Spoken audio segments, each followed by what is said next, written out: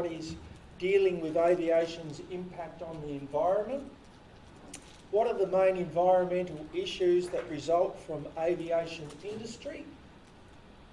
Is aviation contributing to climate change?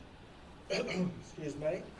And what approach is the aviation industry taking to deal with aviation's environmental impact?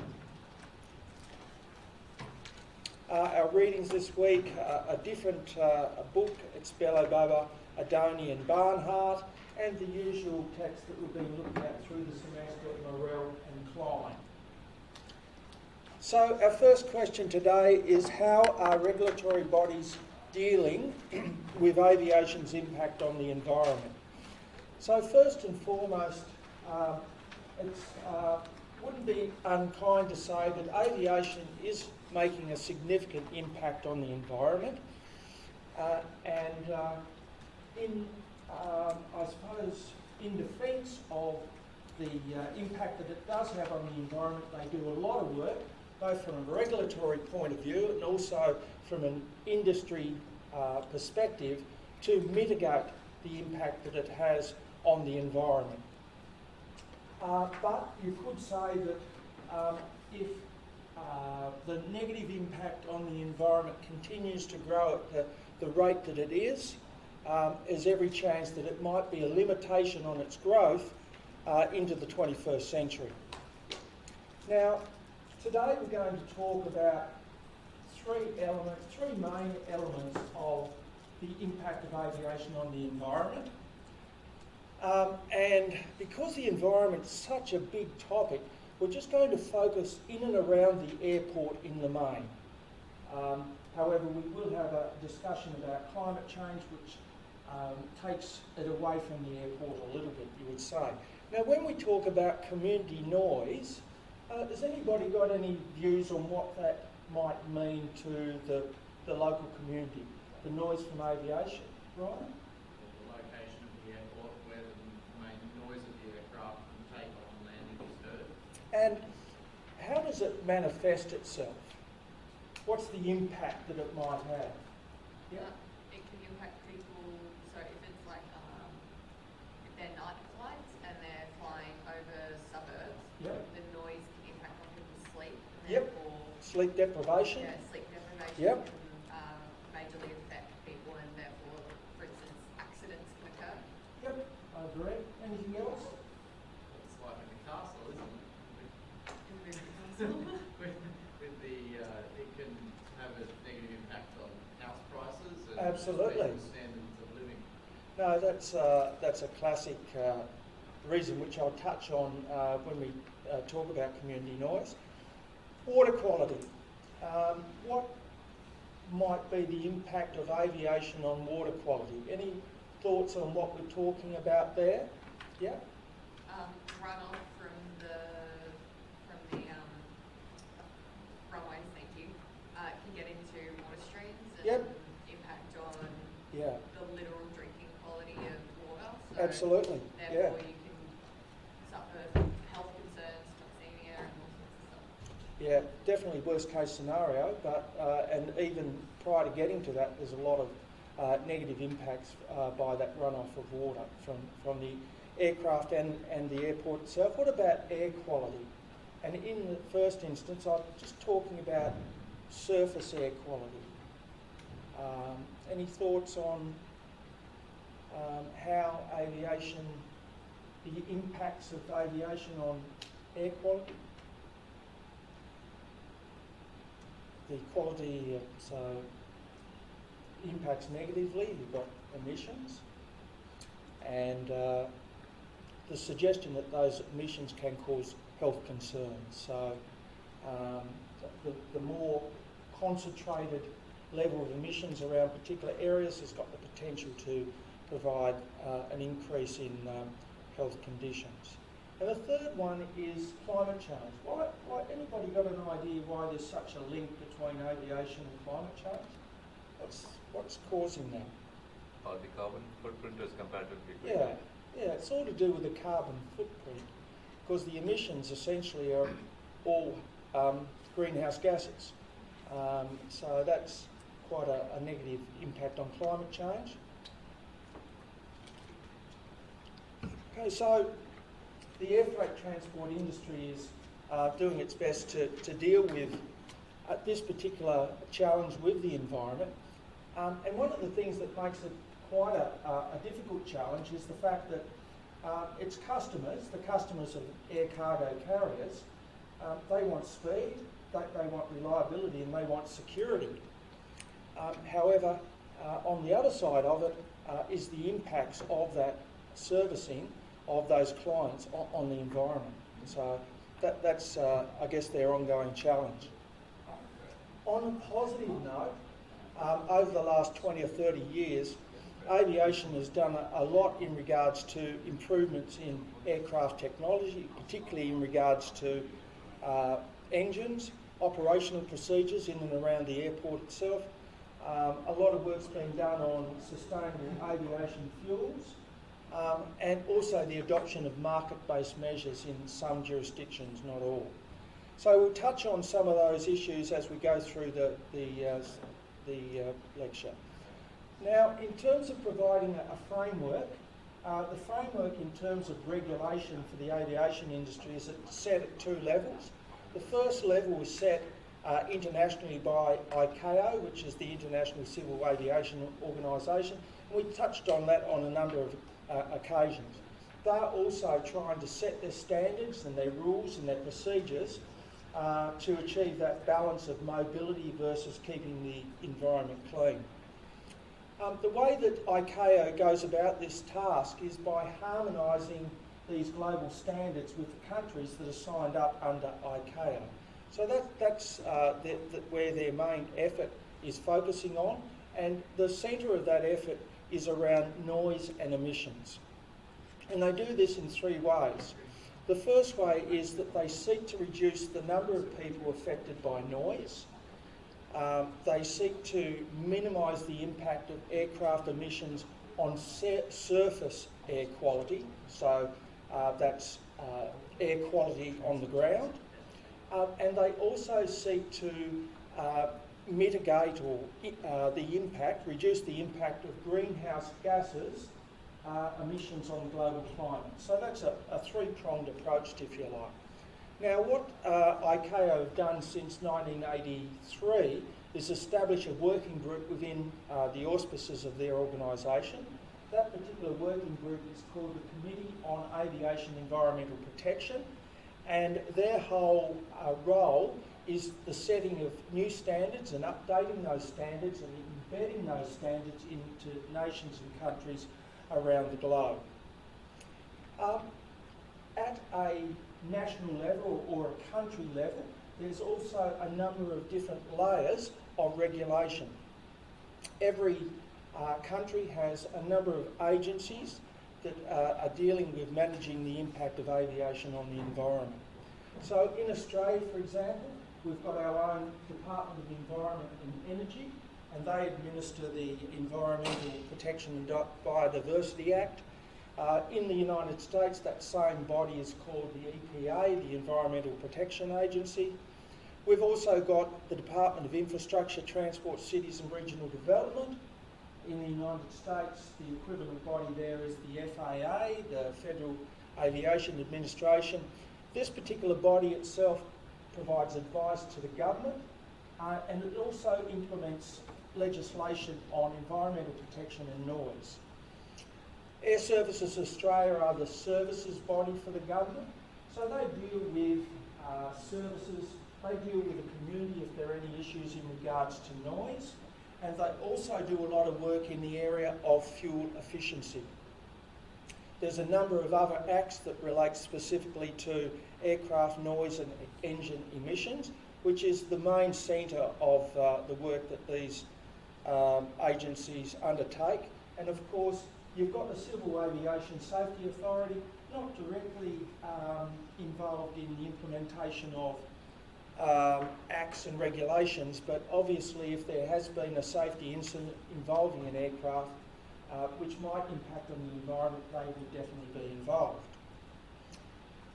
So our second question today, and quite a long question to answer, is what are the main environmental issues that result from the aviation industry? Well, just to give us a sense of that, and as I said, most of what I'm talking about today is going to be based what's happening in and around the airport.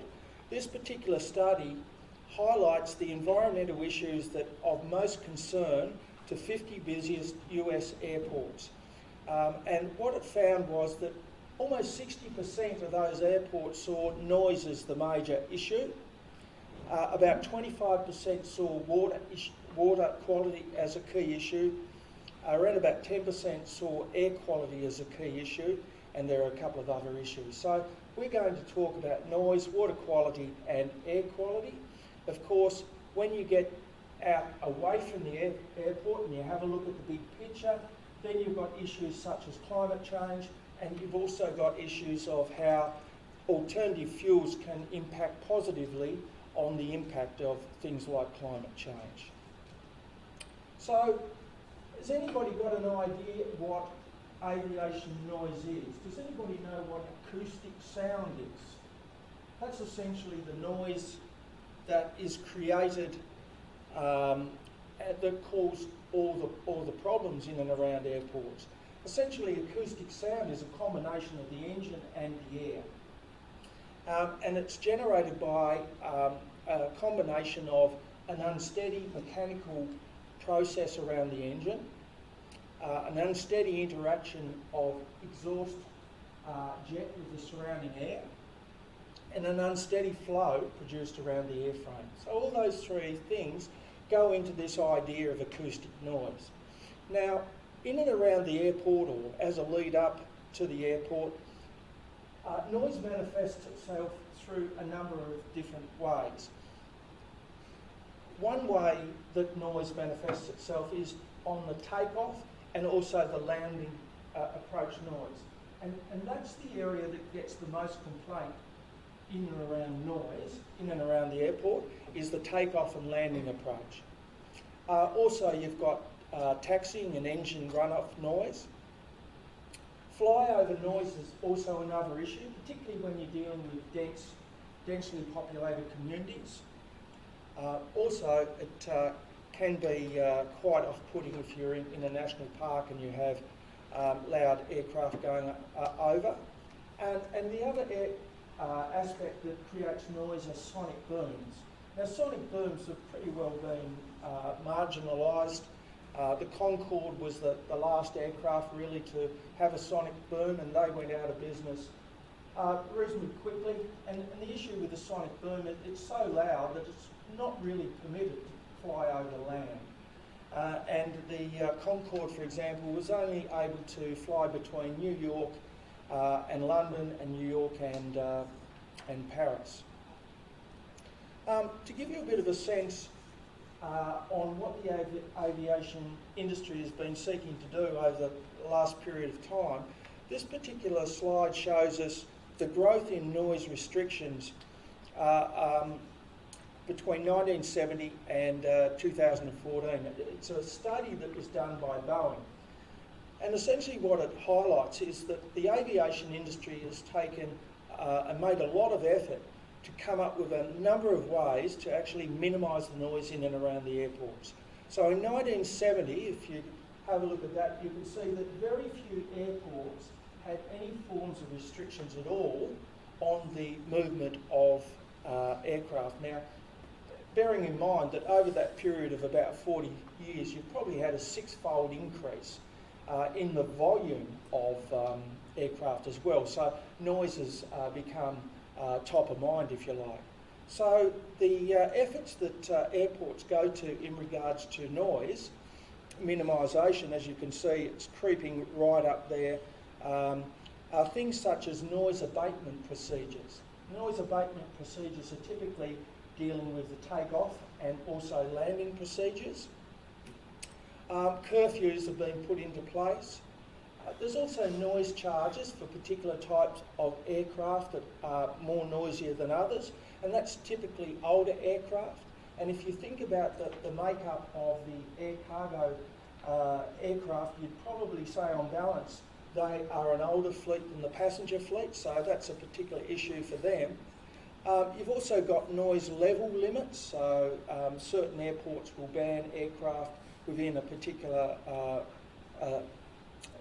if they're too high in decibels. And you've also got restrictions in and around particular gases. In this particular case, they've used methane gas. And what it tells us is that over that period where we've seen a six-fold increase in aircraft movements, there's been a 95% reduction in the number of people exposed to high level of aviation noise. And that's through all those number of options that aircraft are taking up.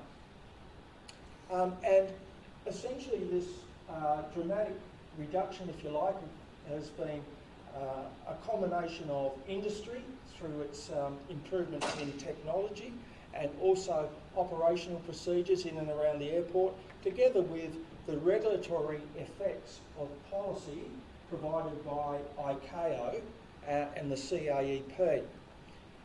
However, despite this, and as you can see on that earlier slide, 60% of airports see this as the major issue. There is increasing resistance to the idea of noise worldwide. It's certainly not an issue that's going away. And typically issues around airports come to the fore when there's a new airport being built. We've got a new airport being built in Western Sydney, and as a consequence of that, there's been a strong lobbying effort by the local community, conservation groups, non-government organisations, in an effort to mitigate the issues that are going to be caused as a result of that new airport. So, top of the list is airport noise, aircraft noise. It's also issues around flight paths, so which flight path the aircraft is going to take, issues around curfews. Also, it usually includes threats to bird life and consideration about other modes of transport and the impacts of those other modes of transport into getting to and from the new Western Sydney Airport. And of course that really good catch-all, environmental vandalism. And what better way to capture the imagination of your local member than to hold a protest outside his office there. Usually gets him quite interested. Now the positive thing about this particular process, you could also probably say that it's been a textbook approach in how to deal with those type of issues around noise and other issues. The people who are running the process at Western Sydney Airport, they established a biodiversity experts group, and those biodiversity experts group had significant input into the Western Sydney Airport plan. The experts that they got in were people from the local community, conservation groups, Aboriginal groups, the local university, and also the local council. And the positive outcome of that process, that there was a number of concessions provided as a result of this collaboration. So, first one being the restoration of native vegetation, the acquisition of land for conservation groups, so in and around the airport, an amount of land was allocated for conservation groups to manage, the development of a reliable source of native seed, as well as the purchase of biobanking credits. These biobanking credits were designed to offset some of the emissions from the actual construction process itself. Now, I guess one of those issues, and I think Nick mentioned, the outcomes of this community noise is, one of those is sleep deprivation. Also, there's the possibility of hearing loss. Now, you wouldn't expect somebody in the local community perhaps to end up with hearing loss. That's more likely to be somebody who works in and around the airport itself, so safety is a significant concern for those workers who work in the airport itself. And of course this sleep deprivation has got a bit of a connection with productivity losses. There's also been shown to be non-auditory health issues, so issues such as hypertension, issues around heart disease, and also issues around stroke. All these issues potentially could be an impact of noise. I think it was Ryan who mentioned that there is also a connection in regards to house prices. And it's well accepted that housing in and around the airport could easily be depreciated by virtue of a certain amount of noise. To such a degree that there is an index, it's called the Noise Depreciation Index, the NDI, that actually measures the amount of noise in and around the airport and is able to present a measure in terms of the reduction in house prices. So that particular range says that for every decibel, 1 decibel of perceived noise over 50 decibels, it equates to 0.5 to 1.5% reduction in the house price. So for a house in a region of quite high aviation noise, it's quite likely that a similar type of house in another location could be priced 10 to 15% more. So if you're within the close proximity to the airport itself, your house could be 10 to 15% valuation. Also, one of the other negative impacts is that in and around the airport, it's generally found that councils will also make decisions about how they apply infrastructure, and there's less likelihood that people living around the airport will have access to parks and gardens because they're generally moved into locations where there isn't an impact of noise. So that can be a negative thing for people living in and around the airport. Now, when it comes to measuring noise, there's a number of measures that are used. Some of those measures are used by the International Civil Aviation Administration when it does its measures and standards. One of those metrics that they use is based on annoyance. It's annoyance associated with this idea that it's reflective of the propensity to move away from the sound of that particular noise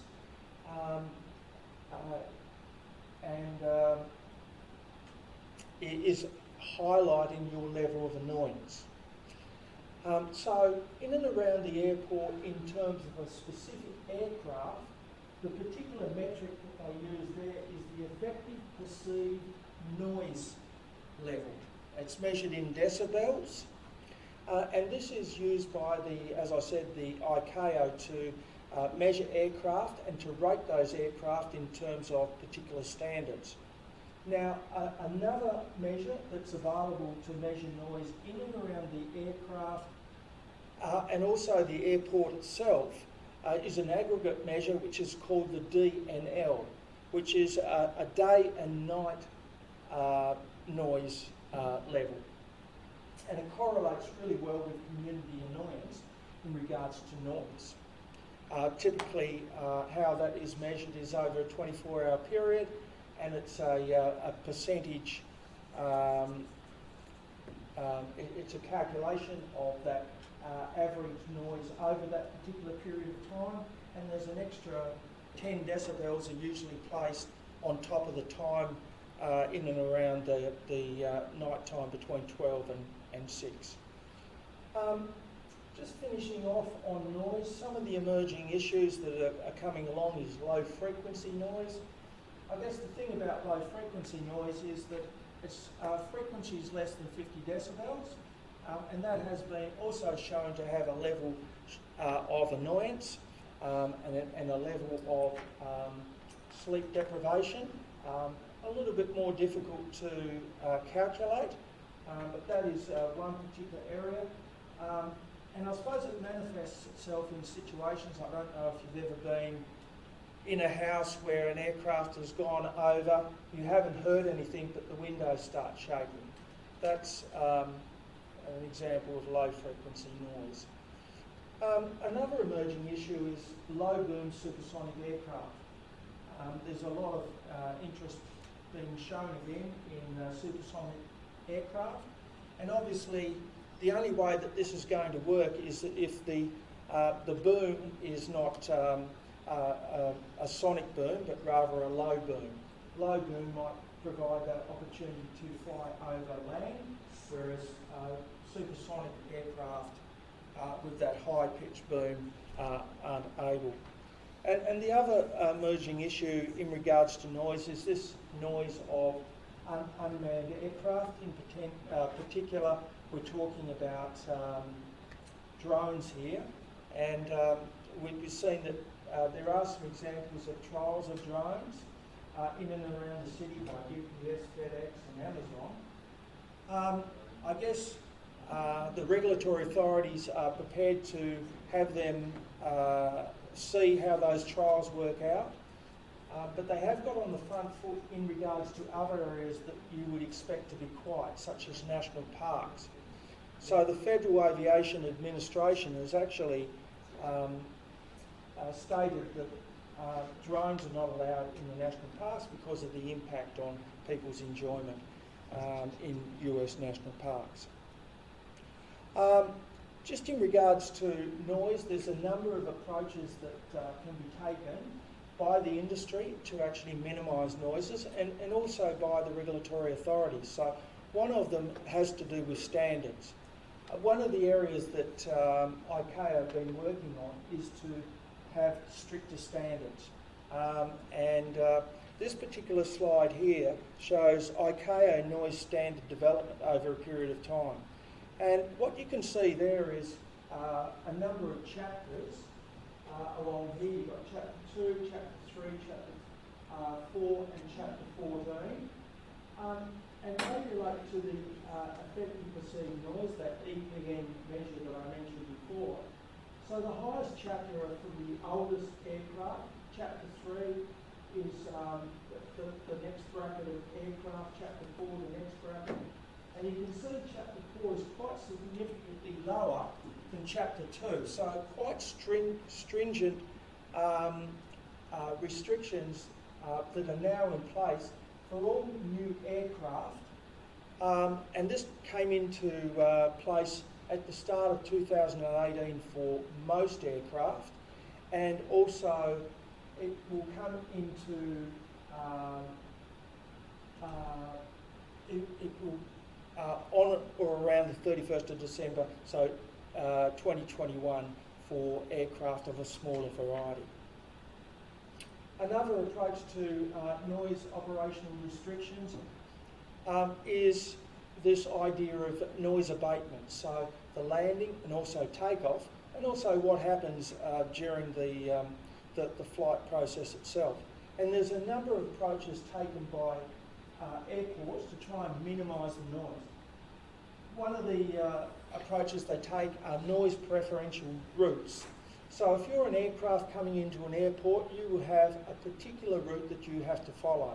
If you don't follow that route, there's every chance that you will be slapped with a fine or something to that effect.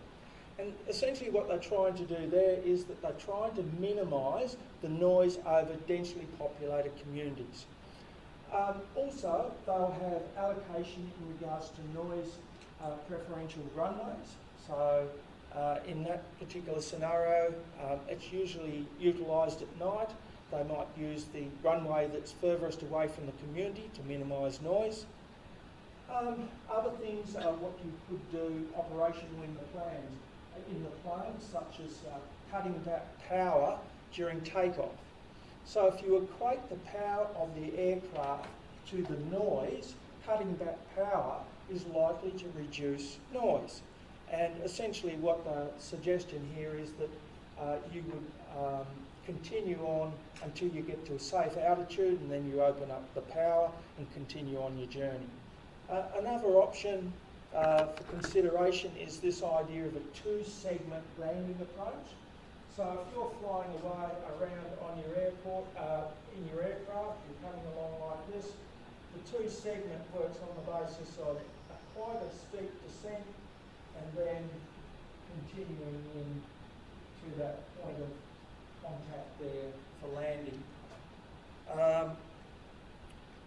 an alternative option is to take a low drag landing approach. Now drag is usually achieved by virtue of using the flaps on your wings. Flaps on your wings make a noise, so the idea is that they have a low drag approach, so less use of the flaps on the wings. Another option could be a continuous descent landing approach. In this particular scenario, most aircraft coming into land are more than likely going to do something like that, a step type of approach. Right, so adjusting the power of the aircraft and so the continuous approach is this idea of something like that. Lowering the landing gear. We've all been in the aircraft and sort of almost jumped out of our seat when we've heard this ungodly noise, which just happens to be the landing gear coming down. No, it isn't the engine falling off or anything like that. Well, one of the suggestions is that noise could be done, or that lowering of the landing gear could be done a little bit closer to the threshold of the runway. Personally, I think I'm quite happy for them to lower the landing gear a fair way out, just to make sure that the wheels are there and that they can land properly. And I guess finally is this the opportunity to use reverse thrust and landing, and that minimises the thrust as you go through that landing process.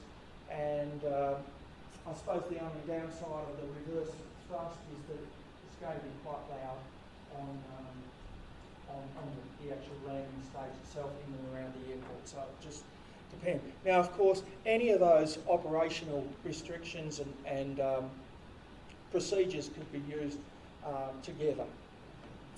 Another option are noise-related penalties and charges. Now, noise penalties and fines can be levied by airports. It's not necessarily something that a lot of airports do, but it's something that can be done typically in situations where perhaps they've moved out of a preferential flight path. In addition to this, many airports also impose a percentage surcharge on the landing fee. So all aircraft going, it's one of the ways that airports actually make their revenue, is that they charge a landing fee, and that's usually based on weight. They also could impose a percentage aircraft surcharge in addition to that for a particular type of aircraft. So, for example, at London Heathrow Airport, they've got a percentage surcharge, and it's based on what ICAO says in terms of the chapter 2, 3 and 4, which are different types of aircraft within those chapters. So depending on the type of aircraft will depend on the type of surcharge. Now, on some occasions, the airport themselves use those surcharges that they're going through this particular process for an environmental program, something that they can use in the local community. And one of the approaches that is often taken is a noise insulation charge. A noise insulation scheme.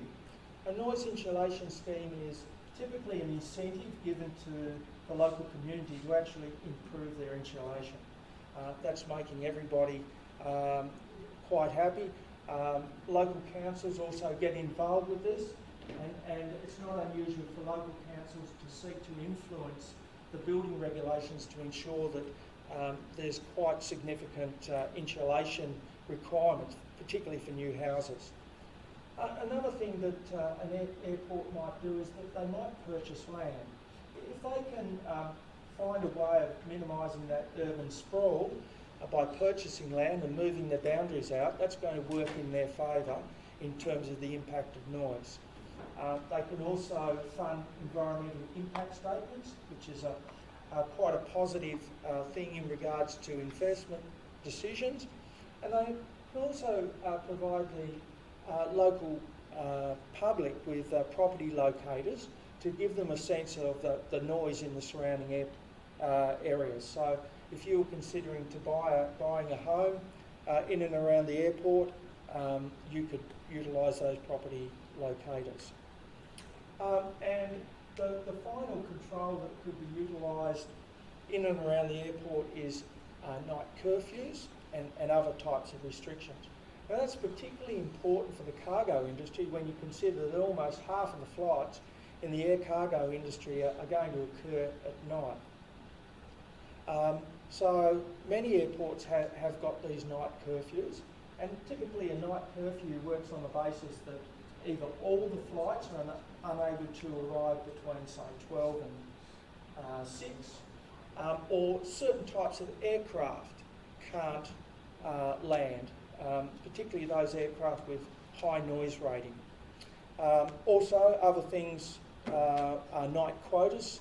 Some airports, very few, a couple in the UK, have got night quotas, which is a cumulative number that builds up over time based on the volume of aircraft that go into that particular airport. And of course, those night restrictions on those aircraft that perhaps have got a higher acoustic noise rating than others. And just finally on noise, you would probably have to argue that engine technology developments has had a positive impact on noise. So the introduction of the turbofan engine that we see over there, that particular engine was introduced in the late 60s, 70s, made a big impact on noise, as have done some other innovations in the 80s and 90s, such as the high bypass ratio engines and the improved acoustic liner technology. I suppose that the point I want to make in regard to engine technology is that typically the rationale for the improvements in and around the engine wasn't directed at noise, but rather fuel efficiency. However, a positive byproduct of that particular situation has been the less noise. Any questions on noise?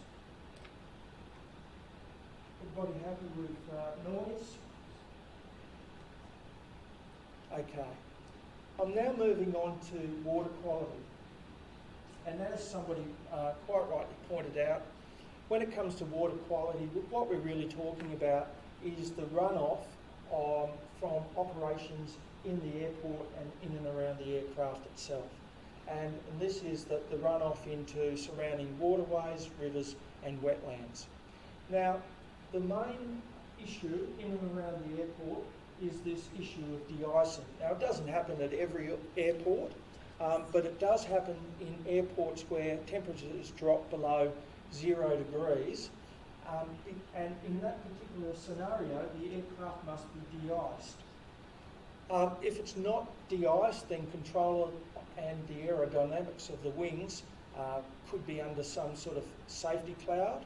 So it's something that actually has to happen.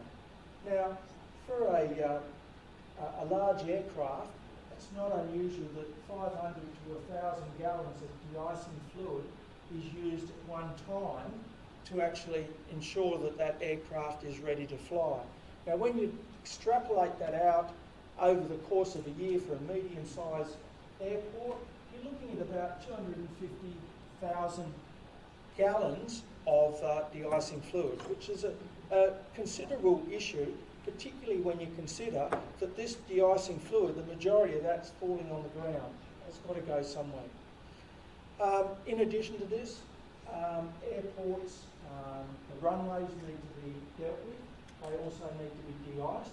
Typically, they are de-iced more by mechanical means. Methods of de-icing include, there's a number of options, mechanical processes, as I suggested, which is pushing away the snow off the runway itself or chipping away the ice. Heat application has got a potential. You could have a heated hangar, for example. However, the most popular method is either dry or liquid chemicals. So, and the main issue with these chemicals is the environmental impact of these particular chemicals. They can be quite catastrophic, particularly for aviation de-icing fluids. The main issue is associated with a chemical called glycol.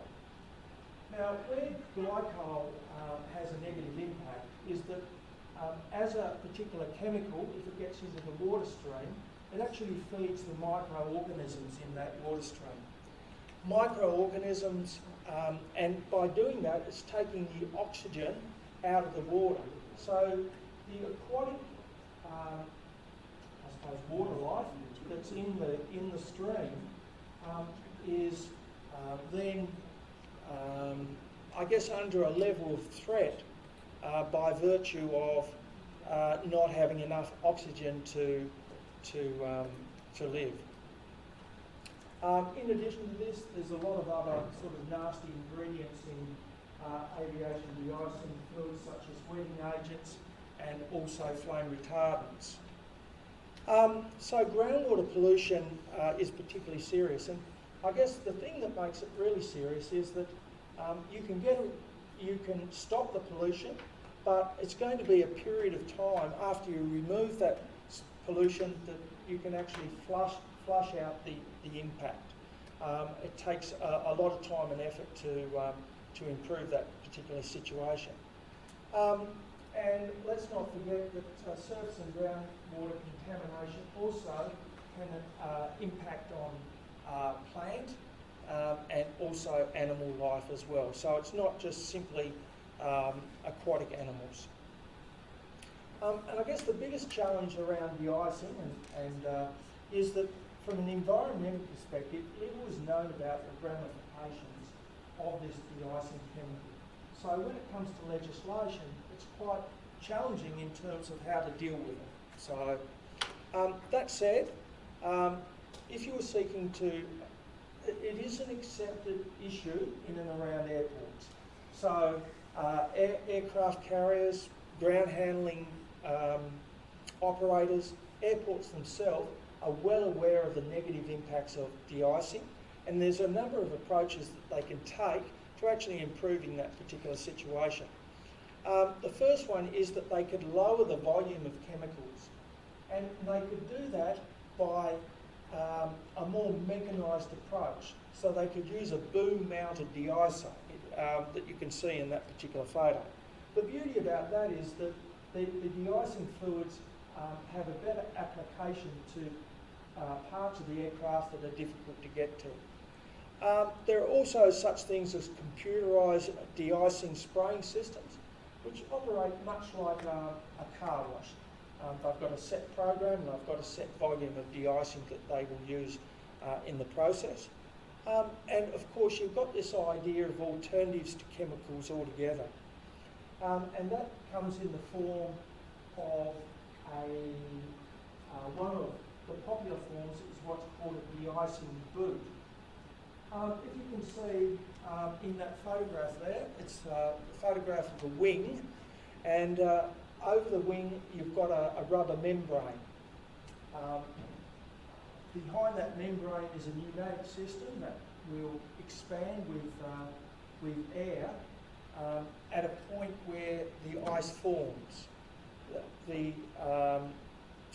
pressurised air blowing up breaks off the ice, it's blown away by the air, and the aircraft itself continues on its journey. Other options could be lowering the toxicity types of chemicals, and they could do that by making a decision based on temperature. One of the things about de-icing is that the suggestion is that hot water at temperatures greater than -2 degrees actually work as well as de-icing fluid. So that's one way of minimising the de-icing fluid. Also, you could use alternative de-icing fluids with lower toxicity. Potassium acetate is one that is used. That's used by Heathrow Airport, for example. And the third method of controlling the runoff is controlling the runoff of fluids. And I'd be surprised that most airports aren't utilising this particular option. Essentially, it's using de-icing pads. So it's manoeuvring the aircraft into a discrete area of the airport, undertaking the de-icing and capturing the runoff in either pools or tanks. So that's one particular option. And of course, you could use vehicles and sweeper trucks to collect the de-icing that might have landed in snow or something like that. That's another option available to you. In addition to de-icing, so de-icing is the big issue. Other issues are in regards to fuel spills. And fuel spills can occur for many reasons. Human error, of course, can cause all number of things, and it can cause fuel spills through inadequate procedures and poor storage, that sort of thing.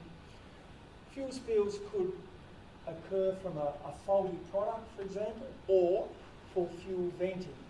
So fuel venting is one of those situations that occur in a warmer climate, and usually occurs when the fuel tank is quite high. What happens in that warmer climate is that you get an expansion of the fuel, it comes out over the top and spills on the ground. Other options are surface runoffs of oils and fuels from all number of ground transport that you might have in and around the airport itself. You can't discount contaminants from firefighting. It's quite a topical issue at the moment. Contaminants from firefighting can occur in two different ways. Firstly, it depends on the object that you're putting out. So if you've got an object that you're putting out which is high in hydrocarbons and high in heavy metals, the water's going to combine with those and you're going to be left with that residual water. In addition to that, a common fuel repellent foam, common way of putting out fire is through a foam, and that's usually a chemical foam, which is another cause of chemical pollution.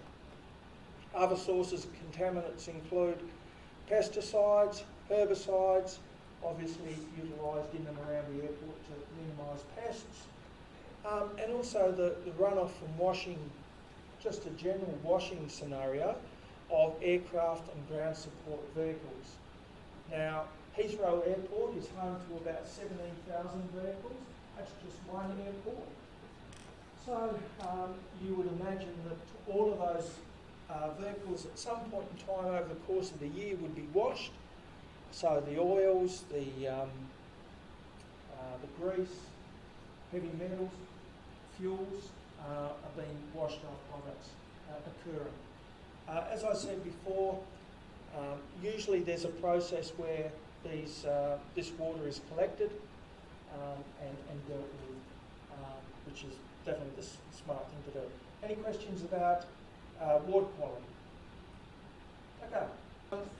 I guess one of those issues in regards to aviation is it does have a negative impact on the air, even at the service level, particularly at the service level. And the suggestion is that it can lead to some forms of illness, and it can also contribute to, more specifically, some form of heart disease or even could contribute to cardiovascular and respiratory type of illnesses. Now, I guess it's trying to understand what an emission really is. So when we talk about an emission, what we're talking about is this function of the engine design itself and the operational specifications of the aircraft, as well as the overall fuel burn. So the process that goes on in and around the engine itself is going to provide an emission. So that's essentially where an emission comes from. In terms of understanding what that emission is, it consists of about 70% of carbon dioxide and about almost 30% of H2O. If you remember your chemical formulas, H2O is any chemical whizzes around here? Water, in the form of water vapour. Plus some other chemicals which are not very pleasant. Nitrogen oxide, hydrocarbons, sulfuric oxide, carbon monoxide, so a range of other chemicals. Another aspect of this emission is what's called particulate matter. That's probably the area that causes most concern, particularly in regards to health. Now, particulate matter is absolutely fine matter that you can't see. It manifests itself in dust, soot, smoke, and also water vapour. And it's these particulate matter that is actually linked to mortality in and around things such as respiratory and cardiovascular diseases. In addition, other fuel venting can also introduce hydrocarbons to the atmosphere, and the suggestion is that about 10% of emissions actually come from ground operations, which is in and around the airport itself. If we get a sense, just to give you a sense of where these emissions, how they've been dealt with over a period of time, this shows the relative aircraft emissions from a period 1976 to 1992, so a 16-year period. And what they did is that they measured all the emissions over this particular time to see if the efforts of the industry would go part of the way of minimising these emissions.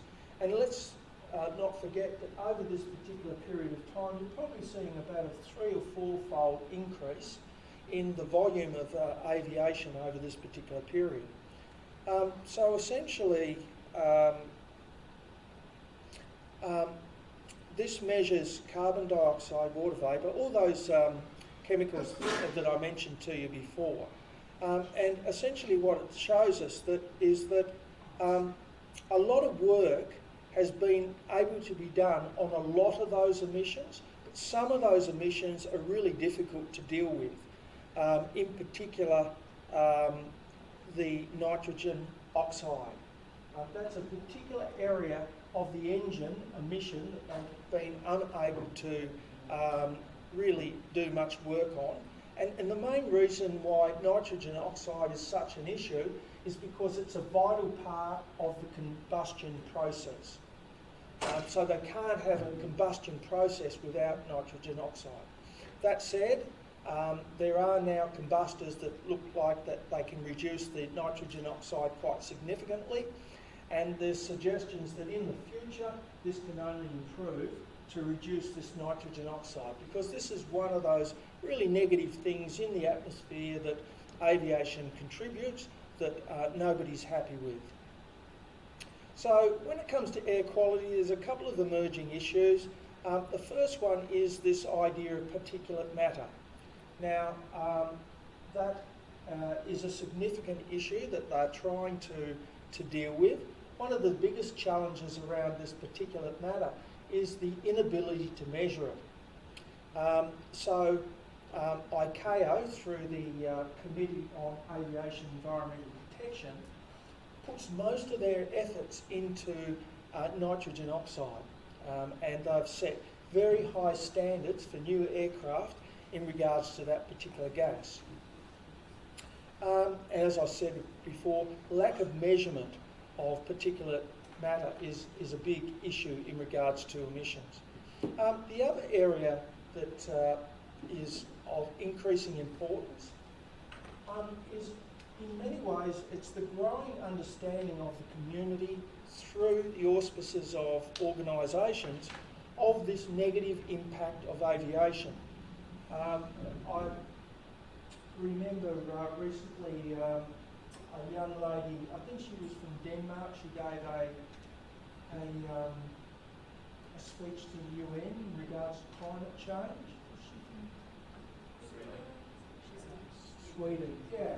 So that was, I think, well accepted by most people who were listening to her what she said. But at the end of that, there were some negative comments, and the fact that she got on an aircraft to actually fly there in the first place. So where was her concern for the global community in regards to climate change? So it's getting quite, I suppose, testy in regards to this whole issue of climate change and aviation. And it seems to me that it's probably likely that this is going to continue, which is going to put more pressure on the aviation industry to clean up their act, if you like. And in the US, the EPA has identified 188 pollutants which can have a negative impact on health. Now, what that's not suggesting is that it's all down to aviation, but what they do say is that in and around airports, a lot of these pollutants have spikes in terms of the volumes that they can find in the air. So I guess it's putting the aviation industry on notice. Now, just to balance things up a little bit, I've got this chart on the screen there, and it shows the emissions of the main air pollutants by sector group in the European Economic Area. So it covers often things such as waste, agriculture, industrial processes, road transport. I've selected the one which is non-road transport. And what it shows you is in terms of NH3, which is ammonia, it doesn't rate. In terms of particulate matter, it's quite a relatively small segment there. In terms of sulphur oxide, once again, a relatively small segment there. And in the non-methane volatile organic compounds, once again, a small segment there. Those NO, the nitrogen oxide, it's a little bit larger than the other one. So I suppose all I'm doing with that particular slide is just to put in some perspective aviation in regards to the rest of the other industries in Europe in terms of their contribution to greenhouse gases. So when it comes to control of this, most of the controls in regards to air quality lie with the international organisations. So ICAO and the Committee for Aviation Environmental Protection continue to work on their standards and improve those standards to a point where they're embedded in a variety of countries around the globe. And they've got particular standards which are designed around aircraft smoke, in particular nitrogen oxide, hydrocarbons, and I think carbon monoxide. At a national level, because let's not forget that the national level take on the standards and set their own standards. In the United States, for example, at a national level, the Federal Aviation Administration and also the Environmental Protection are focused on air quality and also and the effects of aircraft emissions. In such a way that the FAA are involved in pretty well every single issue in regards to the aviation industry, they need to sign off on. So whether it's aircraft, instrumentation in an aircraft, airframes, FAA sign off on it, and they sign off on it on the basis that it's meeting the appropriate standards. They also sign off on all the processes in and around the airport. So we know that airports and air traffic control monitor aircraft as they're coming in and can modify their operational procedures. That's also signed off by the FAA. In addition to this, FAA must see every particular plan related to the construction of an airport because they're keen to ensure that both the direct and indirect emissions associated with air quality are consistent with their guidelines. I suppose one of the things in the United States is that it's not so much a big stick type of mentality over there when it comes to emissions. It's more of a carrot approach, and there's quite a number of incentives and funding that's available for airports to encourage them to emit less. So that might mean those airports might take on alternative fuels, for example. They might use different materials in the construction of the airport. They might use vehicles that perhaps have lower emissions. So all those sort of things are supported by the FAA. Okay, so we're now going to ask that question, is aviation contributing to climate change? Now, I think it's generally accepted that aviation does impact on the environment. However, there's quite a significant or large debate, if you like, on whether aviation is really making is a big issue when it comes to climate change. However, one thing that can't be debated, and that is that human-induced climate change is considered to be a major problem.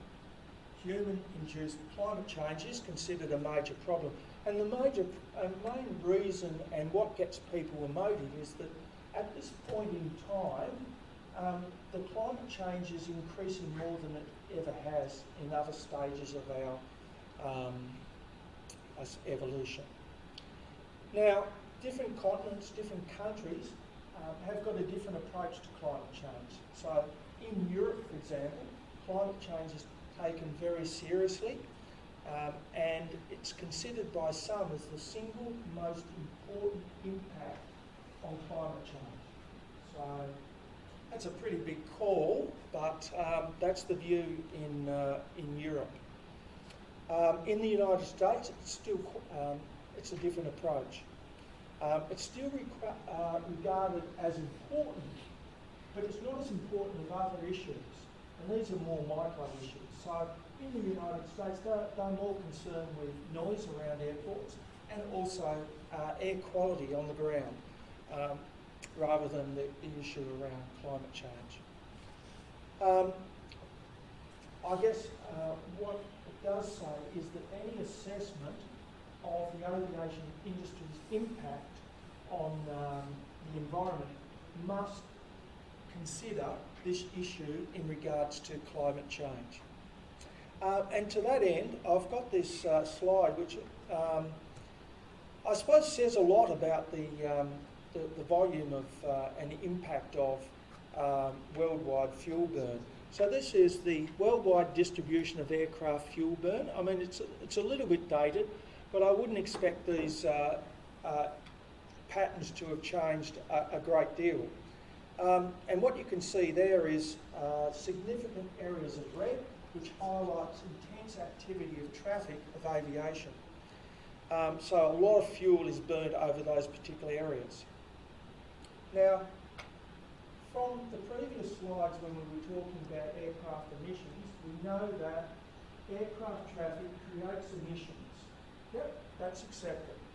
We know that those emissions are greenhouse gases, probably 99.5% or whatever are greenhouse gases. Okay, that's accepted. Now, CO2, which is about 70% of those greenhouse gases, is going to remain in the atmosphere for about 500 years. So it's not going anywhere quickly. Greenhouse gases contribute to climate change. So I think it's a fair assessment that aviation contributes to climate change. So I think that particular case is proven. That said, the aviation industry is doing a lot and making significant progress on minimising this impact that it's having through its greenhouse gases. In particular, the leadership has been taken by the Committee on Aviation and Environmental Protection, and they in 2009 established a roadmap of how they could get to a point in 2020, which is only next year, where the aviation carbon footprint would be carbon neutral. Anybody got any thoughts on whether they've met that aspirational target? Do you think the aviation industry might be... Well, they haven't. That's probably the short answer, but they haven't, and they've revised that over time. And now in all the literature that they're putting out, it was an aspirational target after all. But that said, they've worked significantly on increasing the standards to try and minimise this particular issue. But through this whole process, what they've found out is that they can't necessarily just leave it up to standards and voluntary opportunities for the industry to participate to actually get it down to that level of carbon neutral. Most of their efforts have gone into a particular standard, and that particular standard is around emissions, and it's about the fuel burn of a particular aircraft. So they've put significant work into that. In addition to that, they've worked significantly on promoting market-based measures, because it's a recognition that they can't do all the work in regards to these standards. They need some other market-based measures. And one of the areas that they've been promoting is this idea of emissions trading. In Europe, for example, you've got an emission trading scheme, and what they're suggesting is that those people within the aviation industry should consider an open emissions trading, which is swapping their credits or debits with other industries. So they've been very proactive in that regard. They've also been encouraging airports and other organisations to place environmental levies.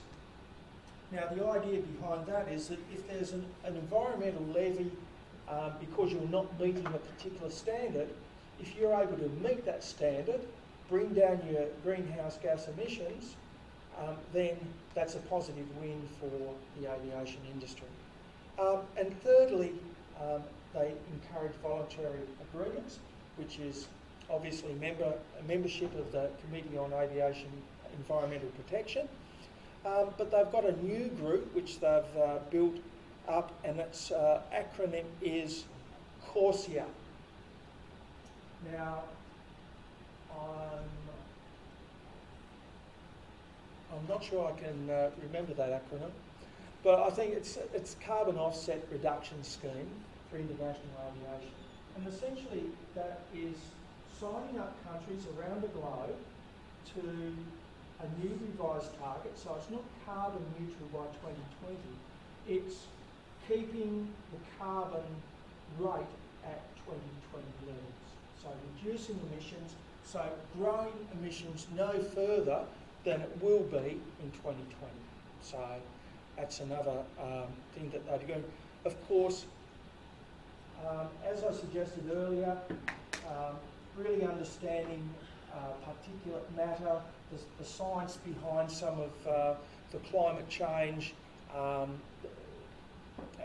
can be a little bit, I won't say sceptical, it's the wrong word, but there's a lot of uncertainty around a lot of the impacts of climate change, and that actually makes it hard for the CAEP to come up with strategies to minimise the issues.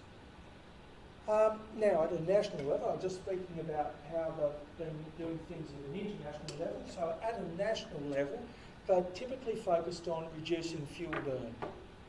And the US take a different approach to how the approach that they take in Europe. The US FAA and the EPA, they acknowledge that some types of aircraft can contribute to climate change. That's probably about as far as they will go. They don't have a nationwide scheme to minimise emissions. They provide a range of incentives, they encourage, they're signed up to the CAEP, but there's no nationwide scheme such as there is in Europe.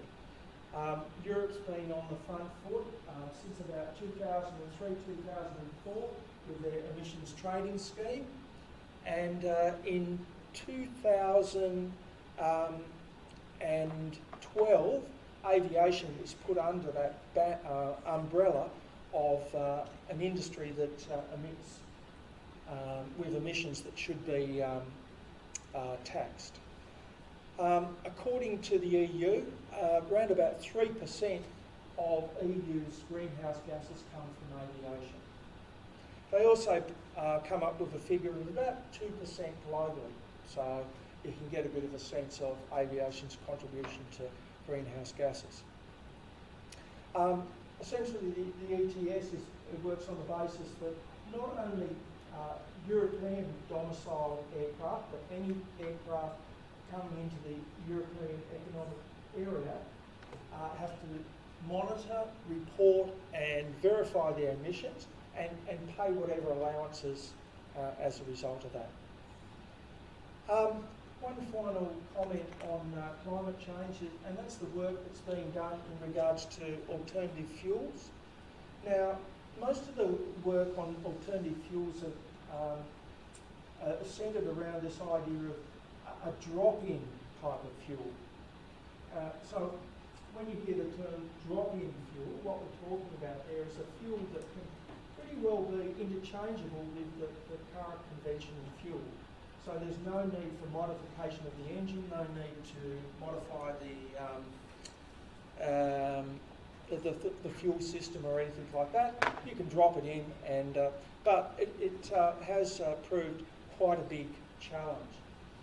The main focus on alternative fuels is this idea of conversion, usually of fossil type products, the H2 hydrogen and the carbon monoxide, into a synthetic type of liquid fuel. The conversion, what they are seeking to convert, is seeking to convert coal, seeking to convert natural gas, both of which are fossil fuels, and also biomass, which is typically made up of plants and animal. Now, these synthetic fuels have been shown to be a lot cleaner than diesel and petrol, and a lot cleaner in that the levels of those, I guess, nasty type chemicals that are a product of conventional fuel are not as high. You know, nitrogen oxide, carbon dioxide, etc. One of the real impressive results with this whole idea of aviation fuels is the usage of plant oils. Plant oils have had some really impressive results in that regard. So that's quite an interesting area. Of course, the big challenge with biofuels and these alternative fuels is that they require large tracts of arable land. And I guess that puts you in a debate with people who would say, well, wait a sec, you're growing that for fuel, what about food? What about the requirement for food? So that's in many ways the debate in and around the use of biofuels. And in addition to that, you would require significant quantities of either fresh or salt water to actually get the process working. And somewhere like Australia, I think you're going to struggle, particularly with our propensity for drought over time. And finally, I just wanted to touch on the approach that the aviation industry is taking to deal with aviation's environmental impact. Now, in many ways, that's pretty well what I've been speaking about for the last period of time on the lecture itself. So I'm not going to go into a great level of detail. I'm just going to highlight some areas. So, for from an aviation industry perspective, they've been working hard on operational changes. So optimum cruise levels, noise preferential routes and runways, minimising chemical usage, controlling runoff of fluids. In technology terms, mainly focused in and around the engine, cleaner engines, quieter engines, often a byproduct of cleaner engine. Streamlined airframes, reducing air resistance. Improvements in technology around communication, navigation and surveillance. From a regulatory perspective, policy changes in regards to the efforts in new standards by the Committee on Aviation Environmental Protection. The input from national, regional and local bodies. The fact that you've got an ETS in Europe, which is making some great strides in terms of reducing emissions. The improvement of building codes, and also those other noise abatement procedures that can be put in place. And finally, this promotion of alternative fuels, which is essentially coming up with a different way to minimise greenhouse gases. And that's all I was going to say today.